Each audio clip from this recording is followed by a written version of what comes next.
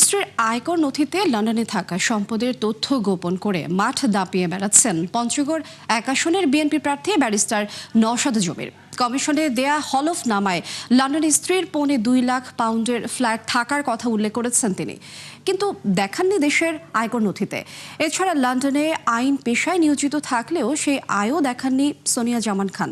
শুধু তাই নয়, নিজের নামে কোম্পানি থাকার কথাও গোপন করেছেন নওশাদ জমির। রুহুল আমিনের রিপোর্ট।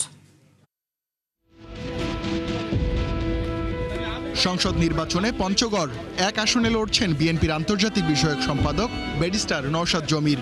হলফনামায় তিনি উল্লেখ করেছেন স্ত্রী ব্যারিস্টার সোনিয়া জামান খানের লন্ডনে ১,৭৭,০০০ পাউন্ডের ফ্ল্যাটের কথা। এটি কেনা হয় ২০০৪ সালে, আর টাকায় যা প্রায় ৩ কোটি। তার স্ত্রী যুক্তরাজ্য সুপ্রিম কোর্টের আইনজীবী উল্লেখ করলেও দেননি আয়ের কোনো তথ্য।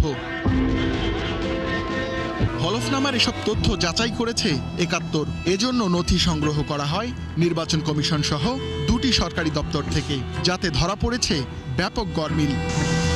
২০২৫-২৬ করবর্ষে রেসিডেন্ট হিসেবে রিটার্ন জমা দিয়েছেন barrister Sonia.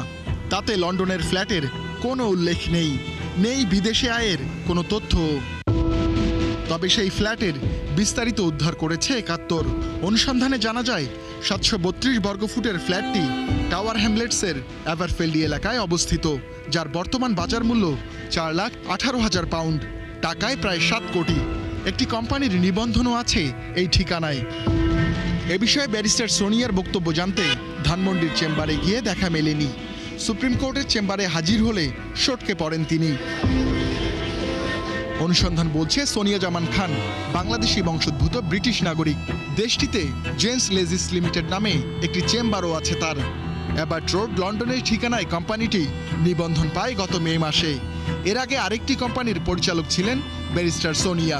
Consultant for the third sector limited নামের ওই কোম্পানিটি এখন বন্ধ। আয়কর নথিতে সোনিয়া জামান দেখিয়েছেন পারিবারিক সূত্রে পাওয়া উত্তরার ৪,৭৩০ বর্গফুটের ফ্ল্যাট, যার দাম উল্লেখ নেই। দেশে ও দেশের বাইরে মোট সম্পদ দেখানো মাত্র ১৫,৩৪,০০০ টাকা।